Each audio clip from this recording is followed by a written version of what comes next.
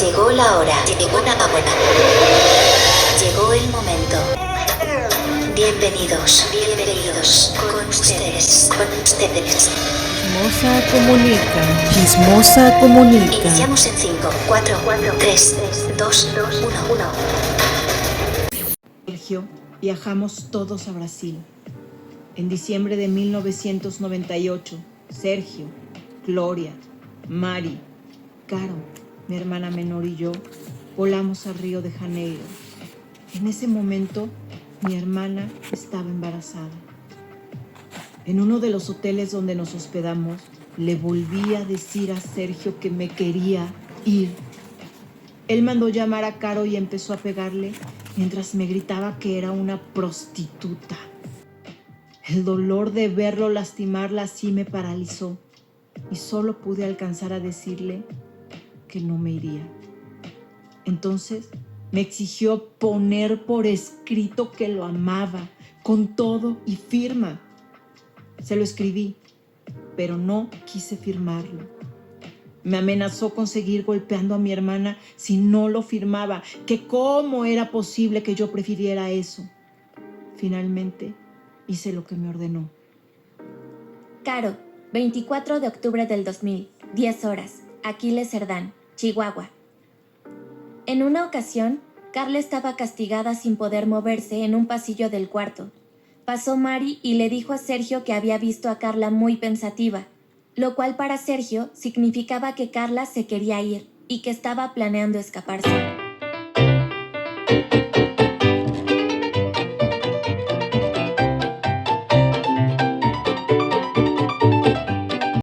Muy buenos días, muy buenas tardes, muy buenas noches a la hora que me vayan a escuchar. Les saluda Chismosa Comunica.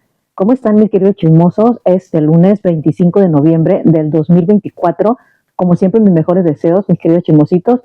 Espero que se encuentren bien en compañía de su familia, pareja o mascotita.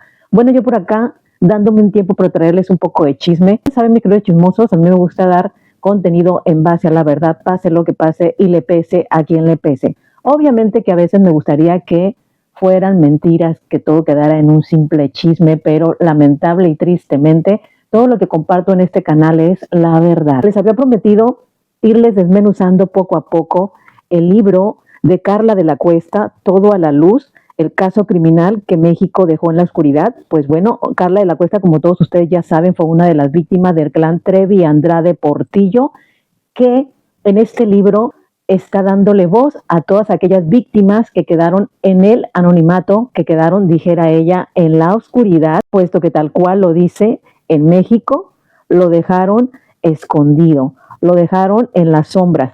Pues bueno, la otra vez les compartí un poquito donde hablaba de lo del principio del libro, pero hoy les voy a leer un poquito más, voy a ir señalándoles poco a poco conforme lo vaya leyendo.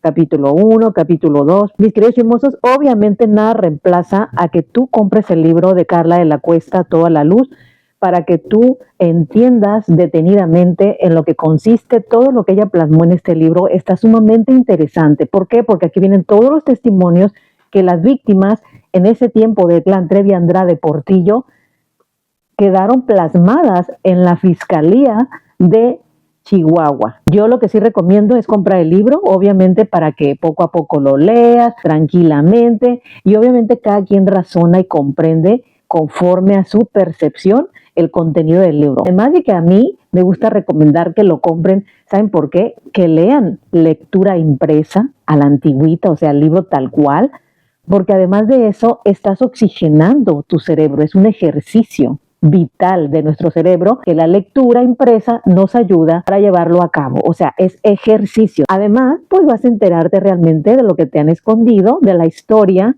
del caso Trevi Andrade Portillo, o sea, que no te digan, que no te cuenten, aquí está la otra cara de la moneda, aquí está la verdad de las víctimas, que bueno, ustedes ya saben que desde hace 4 o 5 meses salió este libro y fue un escándalo a nivel nacional, que por cierto, ustedes ya saben que querían pues impedir, ¿no?, que se publicara. Ya ven que la señora Trevi demandó para que no se publicara el libro, para que no saliera a la luz, porque estaba diciendo que estaban plagiando su imagen. Pero pues bueno, hablando uno de los derechos que todos como seres humanos de este planeta Tierra tenemos, el derecho a la libertad de expresión, por lo tanto también está en nuestros derechos como ciudadanos mexicanos.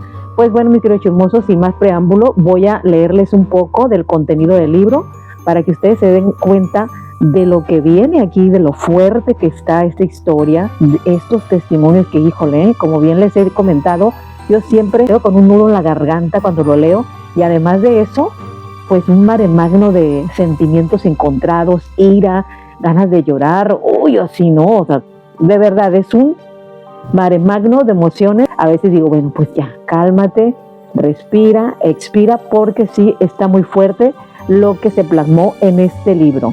Pues bueno, mis queridos chismosos, también antes que nada debo decirles que esto es con la intención nada más de ayudar a estas mujeres valientes, empoderadas en la actualidad, Carla de la Cuesta y todas las que hemos estado viendo en Alíneate y Abre tus alas, que son las víctimas que poco a poco están ya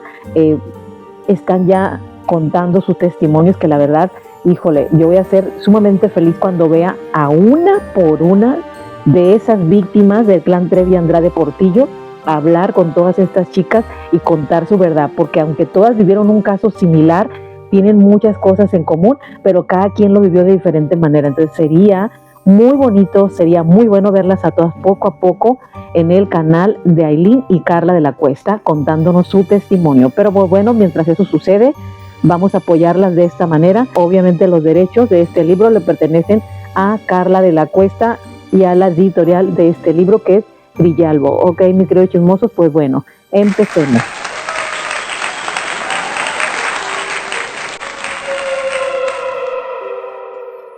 La razón de los bebés.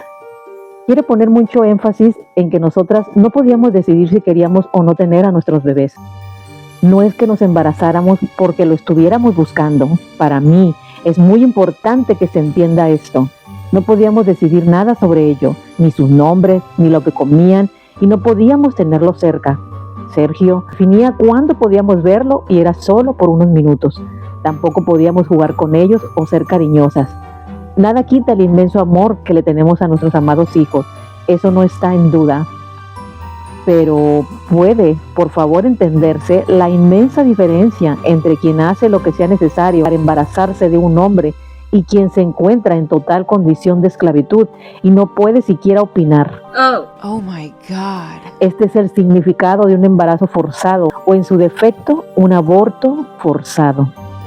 Entendía claramente que era nuestro pase a nunca escapar y a que nuestros hijos fueran abandonados o de resultar niñas que sufrieran lo peor.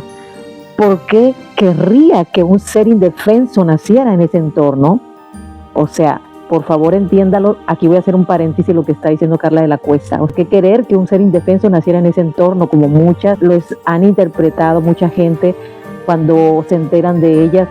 Porque así se los han hecho creer, de que ellas quisieron embarazarse de ese hombre tan guapo, ese hombre tan apetecible, como él dijo, el viejo ridículo, un gusto, que se querían dar un gusto con él. Pero bueno, hice un pequeño paréntesis, ¿ok? Vamos a continuar.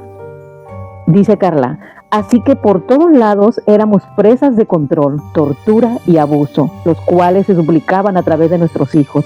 Los niños no podían hacer ningún ruido, y nosotras debíamos evitar a toda costa que lloraran, puesto que él tenía miedo de que de un momento a otro los encontrara la policía. Nosotras debíamos hacer todo en absoluto silencio. Por lo mismo, cambiamos de ubicación frecuentemente. Carla, 25 de octubre del 2000, 12 horas, Aquiles Cerdán, Chihuahua. Después de Araruma, nos trasladamos a Río de Janeiro a un departamento en Barra de Tijuca. Y ahí se daban de comer todos los días varios pedazos de riñón sin sal ni nada, solo cocido, o de hígado como único alimento, lo cual ocasionó que constantemente estuviera con problemas estomacales que me provocaran dolores parecidos a las contracciones. Además de que cada que quería ir al baño tenía que pedir permiso y me acompañaban. Sergio me pedía que escribiera las razones y cómo había sido los hechos de las veces que me había intentado escapar, o que le había pedido irme para que, según él, me diera cuenta de que yo era muy mala por esos motivos. Incluso, teniendo yo casi 7 meses de embarazo, me pegó con un cable por no haber hecho una flor de loto, después de haber dejado mi cuerpo colgando y solamente haberme mantenido con las manos, independientemente de que Hasta cumplir los 7 meses, casi todos los días recibía golpes con una baqueta, porque según él tenía que pagar el haberme querido ir. Cuando nació mi nena no tenía absolutamente nada de ropa para ella, que entonces no sabía cómo se llamaría, porque como lo mencioné, no teníamos ninguna posibilidad de sugerir que ese día estaba en una de esas tontas coreografías que montaba Sergio, simulando juicios en lo que no importaba que hiciera, pues a él todo le parecía mal, con el mismo resultado de siempre.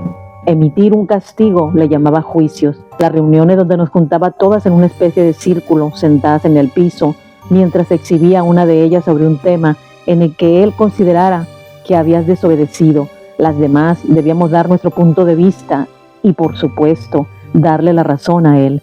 Ni siquiera sé qué pasó ese día preciso para que hubiera un juicio, pero él hacía juicios porque habíamos hecho ruido, porque nos habíamos tardado en limpiar, porque estábamos serias y debíamos estar contentas, porque estábamos pensativas, porque habíamos tirado algo. El día del juicio que comentó, todas estábamos ahí. Habían 2 departamentos. En uno siempre estaba Gloria y Sergio. Ellos eran inseparables y jamás, por nada del mundo, dormían en diferentes casas y menos en diferentes cuartos. Me mandaban al otro departamento, donde habitaba el resto de las chicas. Por mis constantes intentos de fuga, él me quería cerca. Pero en general, él no movía su voluntad. A veces, algunas se quedaban en el departamento con ellos y a veces les mandaba al otro donde estaban los niños. Estos permanecían alejados de nosotras para podernos someter aún más. Los podíamos ver únicamente cuando Sergio lo decidía. Solo Gloria tenía a su bebé con ella. Ella le había pedido a Sergio tener un hijo suyo, por lo que su condición de madre fue algo muy deseado y consensuado. Tardó horas esa dinámica sin sentido, como todas cosas irracionales que hacía. Como no había nadie en el otro departamento, normalmente a cargo de Sonny, todos los niños por instrucciones suyas estaban en la habitación tapados con cobijas para que no se oyera su llanto. Sergio creía que si no llamamos la atención, no los encontrarían. Recuerdo muy bien que en cierto momento Gloria le dijo que quería ir a ver a su hija, pero para él esa simulación de juicio era muy importante, como para interrumpirlo. Finalmente accedió a que se la trajeran, pero para ese momento la niña ya no respiraba. Estaba sin vida. Todas supimos sin decir nada que la muerte de esa bebé no había sido una muerte de cuna. La bebé murió por el peso de las cobijas, que al igual que nuestros hijos, tuvo encima por tantas horas. La histeria y el caos fueron tremendos. Gloria empezó a reclamarle a Sergio. Yo solo corrí a buscar a mi hija. Por supuesto, jamás le impedimos salir del departamento ni ninguna de las cosas que se ha tratado de argumentar. What? Oh my God. El dolor para Gloria fue inmenso. Esa noche prepararon la recámara y ahí la velamos. A pesar del enorme dolor, del cual no tengo duda que le causó la muerte de su hija, hubo una reacción extraña en Gloria. A pocas horas de la tragedia, empezó a comportarse tranquilamente. No es que estuviera normal, pero no ocurrió lo que se ha hablado sobre que estuvo dormida, ni consciente, nada de eso. No dudó que actuar casi normal fuera un mecanismo de defensa, claro, pero eso fue lo que sucedió y yo no entendía por qué. Cualquiera de nuestros hijos pudo haber sido el que corriera con esa suerte, pero que mi hija estuviera viva causó que ambos se alejaran aún más de mí. La bebé de Gloria, según supe, no tuvo acta de defunción. De haber hecho dicho trámite, habrían sido puestas en aviso las autoridades sobre su paradero. Al día siguiente ocurrió algo muy extraño. Sergio me dijo que Gloria, él y yo saldríamos a caminar mientras Mari cocinaba algo para todos. Esto nunca pasaba, pues en primer lugar, ellos nunca salían. Gloria era quien preparaba la comida y solo para ellos dos. Y si cocinaba, Mari, de todos modos, era para ellos dos, no para las demás. Mari no estaba de ninguna manera en nuestra situación y no comía lo que nosotras, pero no necesariamente comía lo que ellos. Voy a hacer un paréntesis aquí, mis queridos chismosos. Ay, ¿están escuchando?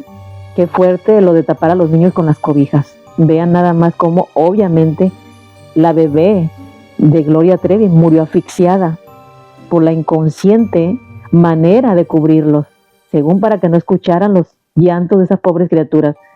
Ay, ay, ay. Pero también lo que se me hace demasiado sorprendente es la conducta de Gloria Trevi ante el deceso de su hija. O sea, dice Carla de la Cuesta que no duda que le haya dolido, pero la actitud de ella, la reacción ante ese dolor no fue tan exasperado, tan exagerado como puede ser en muchas mujeres, ¿no? Que se te muera un hijo o una hija, pues es obviamente algo muy doloroso. Pero bueno, hasta aquí están escuchando también lo que está diciendo, que ese día se le hizo muy raro, y también está diciendo algo ahí Carla de la Cuesta, que siempre cocinaban para ellos tres, para Sergio Andrade, Mari Boquitas y para Gloria Trevi, y para las demás no.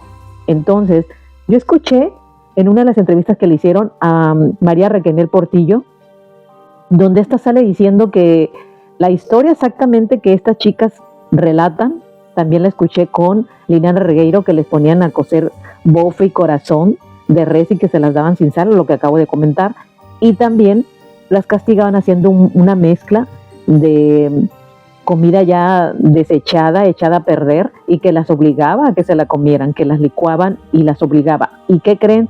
Mari Boquitas por ahí también salió diciendo que a ella la obligó Sergio a comerse eso, y que también su vómito, o sea, tal cual las otras chicas lo relatan, y ellas dicen todo lo contrario. Entonces, bueno, aquí está plasmado también en el libro de Carla de la Cuesta. Vamos a continuar. Mari no estaba de ninguna manera en nuestra situación y no comía lo que nosotras, pero no necesariamente comía lo que ellos. Repito, jamás se preparaba comida para todos. Como lo mencioné antes, ya sabían que la Interpol estaba cerca. De ahí lo extraño de esas conductas. Supuestamente, Sergio decidió hacerlo para disminuir un poco la presión por el momento tan fuerte que se estaba atravesando. Yo me ilusioné porque llevaba días, semanas, meses y años sin comer bien.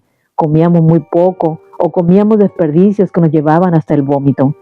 Esa era la época de los licuados y pasteles de cáscara de huevos, escuchen, como alimento, por lo que mi mente ya estaba profundamente debilitada. Así como mi cuerpo, solo pensé esto: voy a comer. Sin embargo, al regreso de la caminata, supuestamente, para buscar una iglesia y durante la cual ellos dos hablaron y rieron de cualquier cosa, como tratando de distraer la atención del profundo drama ocurrido, entramos a la casa e inmediatamente pude detectar que no había ningún olor a comida ni nada que diera señales de que íbamos a comer. La cocina estaba cerrada. Mari, al escuchar que había llegado Sergio, tardó en salir y lo hizo frotándose las manos con un trapo y le preguntó: ¿quieres que te haga de comer? What? Yo pensé, ¿qué no salimos para que ella pudiera cocinar la supuesta comida especial? Fue muy extraño. Oh my God. Ay, Dios mío, están escuchando, chismosos, qué fuerte, qué fuerte. O sea, imagínense qué estaría haciendo Raquel Portillo en la cocina. O sea, ay, no. ¿Por qué salimos los tres en ese momento? Dice Carla. ¿Para qué? Por supuesto, no querían caminar conmigo, ni nada que se le pareciera. No lo sé. Esto que revelo es todo lo que sé y me consta.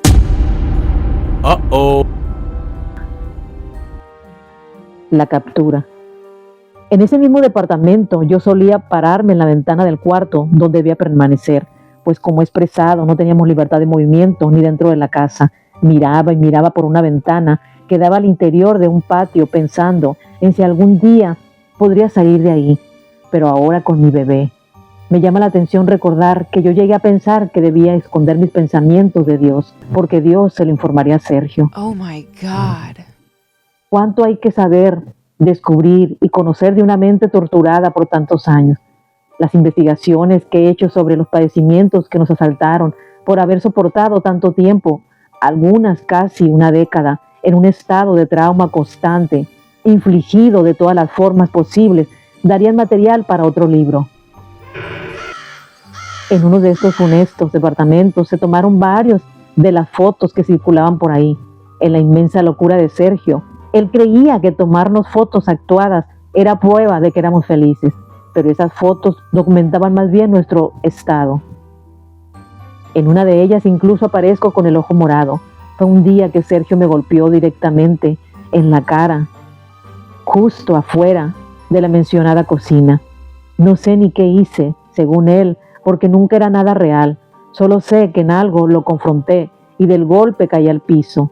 También Mari me reprendió por ser grosera con él. Esa es una de las fotos que Liliana Soledad presentó ante las autoridades como prueba. Sin embargo, y a pesar de que consta en la declaración de la joven que entregó la foto, no aparece en el expediente. Continúa. Liliana Soledad, 10 de mayo del 2001, 10 horas, Aquiles Cerdán, Chihuahua. Que en este acto, Liliana Soledad quiere hacer entrega a este tribunal de una serie de fotografías que conservaba en su poder de diversas integrantes del grupo. En algunas de ellas se ve claramente el estado en que se encontraban. En una de Carla se le ve el ojo muy morado.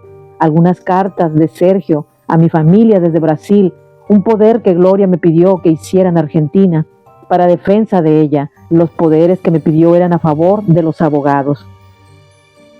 Liliana había ido a Argentina, a la misma casa donde habíamos estado, y al volver le dijo que la Interpol ya había estado ahí buscándolos. Cuando los detuvieron, Sergio iba con Gloria y con Katy, quien estaba muy delgada, pero afortunadamente ya no recibía tantos castigos, pues sabían que estaba cerca lo peor. Habíamos visto algunas luces tipo láser apuntando el departamento, y eso no podía ser normal, aunque yo nunca lo escuché decir nada al respecto. Ese día se llevaron a Katy para que les ayudara a cargar las bolsas. No sé si hasta el último momento antes de ser detenidos. Sergio actuó pensando en su beneficio, tratando de hacer que todo pareciera normal, o simplemente se rindió ante lo que ya sabía inevitable. A Mari la detuvieron en el departamento donde yo me encontraba con ella. Recuerdo que cuando tocaron a la puerta nosotros no sabíamos que ya habían detenido a Sergio y a Gloria. Abrimos, policía preguntó por Mari y le pidió que lo acompañara. Ella sí lo hizo, salió con ellos y yo la seguí detrás, porque esas eran las instrucciones de Sergio. Así nos había leccionado. No es que fuéramos familia, aunque he escuchado que algunas lo percibieron así. A mí jamás, ni por un segundo, me pasó por la cabeza que lo fuéramos. Simplemente cumplía con las órdenes de Sergio en búsqueda de sobrevivir. Cuando nos subimos a la patrulla, recuerdo que a través de la radio escuchamos la voz de otro policía que les avisó: ya tenemos a los otros dos. Dios mío, ¿los otros dos? La luz del sol de aquel día parecía traspasarme. Empecé a comprender un poco lo que pasaba. Casi no podía sostener la expresión adoctrinada en mi rostro y estaba a punto de soltar mi más profunda y sincera sonrisa. Mientras los minutos pasaban, yo iba teniendo un poco de más claridad. No lo puedo creer, grité para mí misma. Gracias, gracias, gracias. Oh my God. No sabíamos lo que nos esperaba. Continúa narrando Liliana Soledad. No sabíamos lo que nos esperaba. Recuerdo, como en un sueño, los momentos cuando ya no había nadie más que nosotras. Era 13 de enero del 2000 y lo que considero el núcleo cayó. Se había acabado una pesadilla de la que pensé que solo saldría muerta. Terminaban los años de abuso y explotación, pero fui muy ingenua. Fuimos muy ingenuos en pensar que acababa el infierno. Como mencioné antes, solo empezó uno diferente. Aquellos momentos fueron mágicos. Poco a poco comenzamos a sonreír porque ya nadie podía alejarnos de nuestros hijos. Pero primera vez en años volvimos a bañarnos con agua caliente, a usar champú, cepillo de dientes y hacer algo tan sencillo como comer. Me acuerdo del primer día que fuimos mis hermanas y yo, y tal vez alguna de las otras chicas, a un McDonald's, todavía en Brasil. Era como saborear el manjar más exquisito nunca antes probado. Fue la primera vez que pudimos comprarles a los niños algunas cositas, ropa, los primeros zapatitos de mi sobrino, porque mi nena por lo menos tenía lo que le habían dado en el hospital. También era la primera vez que no teníamos que andar en puntillas para evitar hacer algún ruido que los delatara. Dormir y sonreír se convirtieron en un lujo que estábamos recuperando. Habían pasado 4 días desde la captura, cuando procedentes de México, el domingo 16 de enero del 2000, arribaron a Brasil los defensores de Andrade, Treviño y Portillo. Entonces, no tenía ni idea de que nos esperaba todavía muchas sorpresas.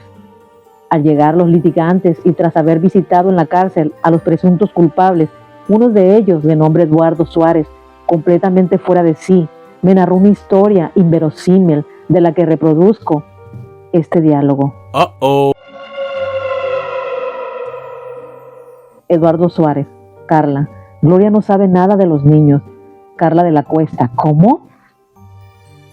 Eduardo Suárez: sí, ella no sabe nada, no tiene idea de que tú y tu hermana tienen un bebé. Se lo comenté y entró en shock. Gloria lloró desconsolada por la noticia. De verdad no tiene idea. Yo simplemente guardé silencio, dice Carla de la Cuesta, ante su inadmisible aseveración. ¿Cómo es que estos abogados, cuyo colmillo se notaba a leguas, habían creído completamente en esa fabulación? What? Así era de poderosa la capacidad de Gloria de convencer a propios y extraños. Oh my god. En aquel momento Sergio nos había pedido que fuéramos a dejar a mi sobrinito a un orfanatorio, ya que al ser hijo de una menor, de acuerdo con su perverso razonamiento, podría causar mayor impacto, especialmente ante las autoridades. Con esta insensatez que prefabricó, lo abandonaríamos y ahí disminuirían los problemas para él. Pero nosotras, lógicamente, no le hicimos caso. Se acercaba el momento de contarles a mis padres la verdad, pero aún no sabían absolutamente nada de lo que estaba pasando. O antes, en una de las casas en las que habíamos estado, por poco tiempo en Brasil, no recuerdo bien la ciudad, Gloria le había advertido a Sergio que el bebé de mi hermana seguía con nosotros y que ya era tiempo de llevarlo a una casa hogar. Oh my God. No olvido ese momento, porque no podía entender cómo podía recordarle a Sergio algo tan espantoso. La terrible idea de que nos apartaran de mi amado sobrino me devastó. Afortunadamente, Sergio respondió dándole largas, porque siempre se deshacía de los pequeños, pero en esa ocasión no fue así. Continuamos con nuestra nueva libertad, empezamos a comunicarnos con nuestros padres y ellos se enteraron de la verdad. El peritaje, por fin te creo. Nos enteramos de que al llegar a México iban a detener a mi hermana. Ese momento fue uno de los más dolorosos de mi vida.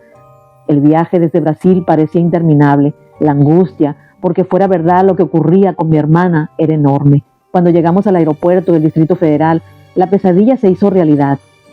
La razón por la que buscaban a mi hermana y otras víctimas como Leticia como probables responsables era porque en la denuncia la citaron como las personas que podían saber del paradero de Karina. Ni ella ni mi hermana debieron pasar por eso jamás. Por años, aunque yo estaba libre, recordaba aquellos dolorosos momentos y no podía evitar llorar profundamente. Por fortuna, y gracias a Dios, la situación de mi hermana se transformó en una vida llena de bendiciones, aunque todavía tuvimos que pasar muchos más momentos de dolor. Lo increíble es que a pesar de todo estábamos inmensamente mejor, y aunque pasamos mucho tiempo controladas, porque desde la cárcel Sergio nos decía qué hacer y qué decir, el amor de nuestra familia y de nuestros hijos nos hizo fuertes y nos permitió desintoxicarnos de la porquería que nos metieron en la cabeza. Así llegó al fin esa mañana cuando decidimos soltar todo. Mi mamá, mi hermana menor y mi sobrinito se mudaron a Chihuahua para estar todo el tiempo juntos. Yo iba y venía de la capital con mi pequeña hija esos 11 meses que Katia estuvo en Chihuahua, entre enero y diciembre del 2000. Increíblemente, nunca supe cuántas jóvenes ya habían declarado, ni tampoco quiénes lo habían hecho después de nosotras.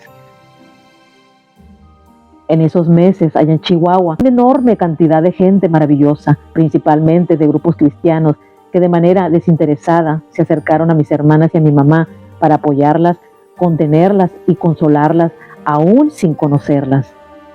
En aquellas circunstancias, mis padres ofrecieron sus pocos ahorros para pagar un abogado que resultó ineficaz en su estrategia. Su nombre lo recuerdo perfectamente, Florentino Telles. Todo fue angustiante hasta que llegó a nuestra vida el abogado Moisés Yáñez, un hombre que, más que nuestro abogado, se convirtió en un ser entrañable que peleó por mi hermana y a pesar de que nunca le dimos un peso, simplemente porque no lo teníamos. Durante el año 2000, cuando la Procuraduría del Estado de Chihuahua seguía investigando y el juicio corría su curso, mis hermanas y yo declaramos todo y mucho más, lo que han leído y leerás en este libro, al igual que nuestras compañeras. Tras conocer los detalles de cómo fuimos explotadas, torturadas y vulneradas, el abogado Yáñez solicitó un examen o prueba psicológica que demostró el nivel de daño y control en el que Katy vivía, aunado a los testimonios de otras víctimas que corroboraban el terrible estado de tortura a los que eran sometidas. Resultó suficiente para acreditar ampliamente la imposibilidad de proceder en contra de una persona sometida a una terrible violencia física, moral, explotación y privación de su libertad. Héctor Talamantes la liberó de inmediato. El peritaje psicológico de mi hermana fue muy importante, pues fue la primera prueba científica que confirmó nuestras declaraciones. Para llevar a cabo el estudio se siguió una metodología específica con estrictas normas que rige la psicología legal. De acuerdo con los documentos oficiales, se hicieron 11 entrevistas con una duración total de 35 horas y el resultado de las pruebas aplicadas por las psicólogas clínicas del Departamento Técnico y Servicios Periciales de la Procuraduría General de Justicia del Estado de Chihuahua fue expuesto por ella en una comparecencia durante el juicio. Increíblemente, nosotras no tuvimos idea de cómo se había dado su liberación. En mi caso, lo supe hasta ahora, cuando por primera vez tuve en mis manos el dictamen completo. Al revisar el expediente, pude sentir y dimensionar algo que no entendía en mi mente hace 23 años. Esta prueba representa inequivocadamente la afirmación de te creo. Las palabras y tecnicismos se quedan cortos, pero sirven para comenzar a explicar lo que nadie nunca podría dimensionar. Brasil, el clímax de un caso criminal. Mucha atención, mis queridos escuchantes, mis queridos chismosos. Aquí narra lo que se plasmó en la fiscalía. Escuchen. Número 1. Se aprecia que fue azotada, torturada, atormentada, insultada y humillada. 2. Existió y existe temor hacia Sergio Andrade, tomando en cuenta las declaraciones y testimoniales que constan en el expediente jurídico, así como los resultados señalados con la pericial. 3. El grado de sometimiento psicológico de Katy es grave, tan profundo que ha llegado a ser objeto de caprichos y deseos, convirtiéndose en esclava y súbdita de Sergio Andrade. Disociación. Aísla la idea de experiencias reprobables e inadecuadas vividas en varios años del sentimiento negativo que debía acompañar a dichas situaciones y que no se experimentó en ese momento por ser demasiado dolorosas. Desplazamiento. Traslada la hostilidad que siente hacia la figura masculina significativa a todos los de su género. Fantasía. Al manejar situaciones muy dolorosas, se fuga soñando, despierta o fantaseando. Regresión. Es un mecanismo de defensa que surge cuando hay un conflicto que el sujeto no logra resolver. Se observa en situaciones de estrés, ansiedad o trauma. Como mencioné, el juez Héctor Talamantes ordenó la liberación inmediata de mi hermana por desvanecimiento de datos en sentencias interlocutorias, o sea, sin necesidad de proseguir con el juicio. Por cierto, es significativo, raro y curioso que los otros abogados defensores no presentaran como prueba un peritaje psicológico. ¿Cuál sería la razón? What? Oh my God. Carla, 25 de octubre del 2000, 12 horas. Aquiles Cerdán, Chihuahua. A la 20ª, para que diga así después de que regresó a México y obviamente ya no estaba presente Sergio Andrade, Mari Boquitas ni Gloria Trevi, porque siguió realizando funciones de la empresa de los inculpados.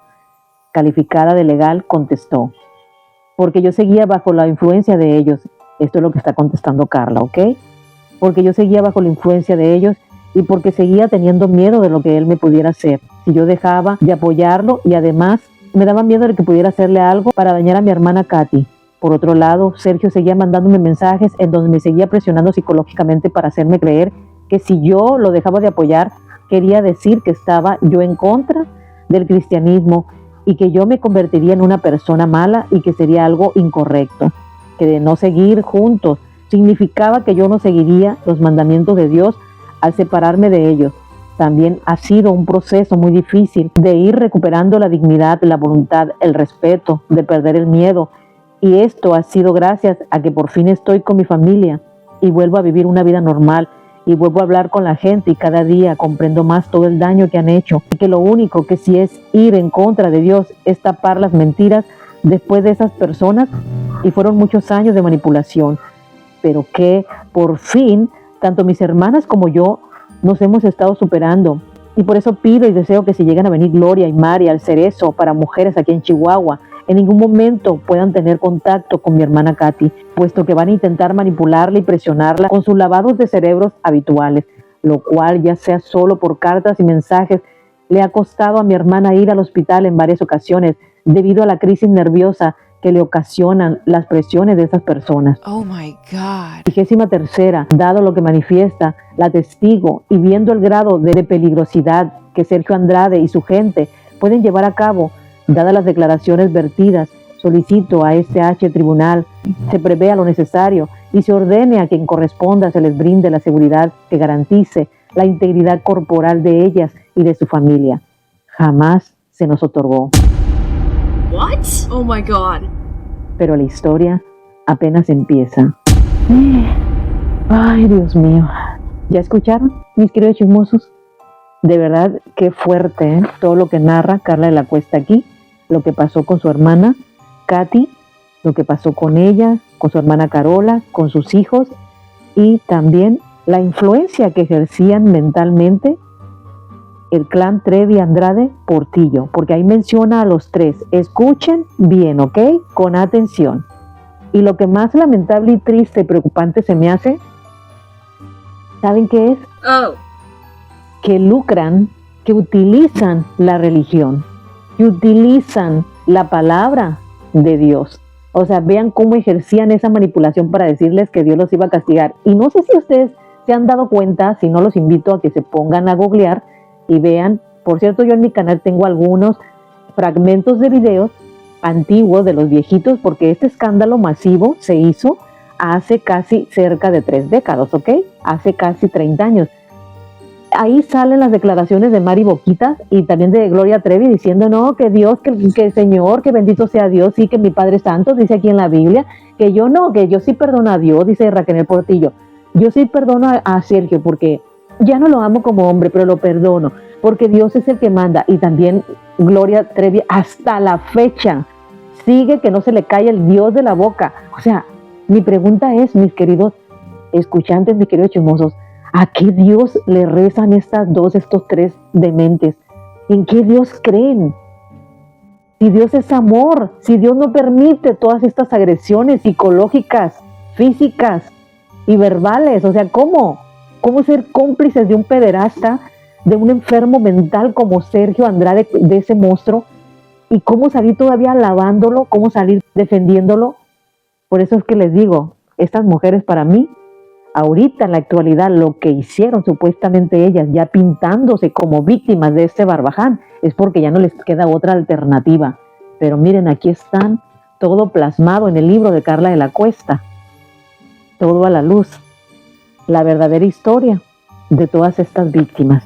Mis queridos chismosos, los invito a reflexionar, les invito a analizar antes de refutar. Sobre todo todos aquellos escuchantes que están a favor de esta artista, de la señora Trevi. Analicen, investiguen antes de. Les agradezco por su espacio y por su tiempo. En el próximo episodio vamos a continuar leyéndoles un poco más del libro de Carla de la Cuesta, Todo a la Luz, el caso criminal que México dejó en la oscuridad y que poco a poco están escuchando que hubo mucha impunidad. Muchísimas gracias por su espacio y por su tiempo. Agradezco nuevamente a mis suscriptores que están conmigo desde el día 1. Agradezco a todos los que vienen en camino. Gracias por suscribirse a mi canal. No olviden, si les gustó el contenido de este video, regalarme un like, dejarme sus valiosos y respetables comentarios. ¿Qué opinan ustedes del caso, de lo que les acabo de leer, de estas víctimas del clan Sergio Andrade y Portillo? Y bueno, de esto que nos narra, que nos comparte Carla de la Cuesta. Muchísimas gracias por su espacio y por su tiempo. Nos vemos hasta la próxima.